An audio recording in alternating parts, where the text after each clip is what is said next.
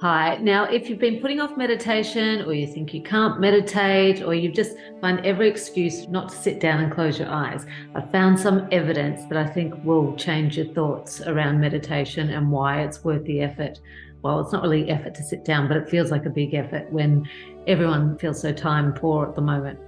So, there's a neuroscientist in America by the name of Sara Lazar who conducted a couple of experiments. One, she took a group of meditators who'd been meditating for, say, 30, 40 minutes a day and compared their brains through MRI scans to people who had never meditated. Same age, same demographic, same area. And what she discovered was the brains of the people who had been meditating, their prefrontal cortex, which is responsible for decision making and executive function and emotional regulation, they actually had more grey matter there compared to the people who weren't meditating. Now, this is the part of the brain that deteriorates over time, causing memory loss. But what it showed was the brains of the meditators were actually equivalent to around a 25-year-old brain, which is pretty staggering. Now, after this test, there were lots of critics saying, well, maybe they're yogis, maybe they're vegetarian, maybe they just live a completely different lifestyle.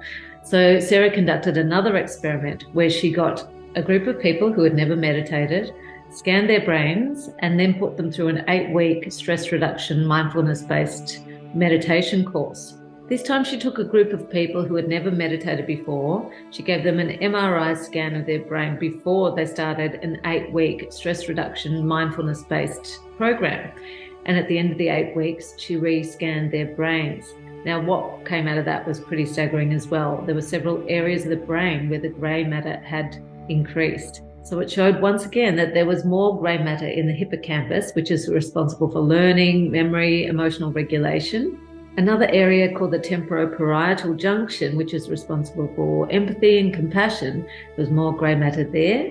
And the other interesting finding was that the amygdala, which is the part of the brain responsible for the fight, flight, freeze response and fear and anger in general, that had actually shrunk. So it showed that 8 weeks of stress reduction could actually shrink the amygdala. Now, knowing that science actually backs what we've been raving on about for so long should be a really compelling reason for you to take a seat today and start meditating.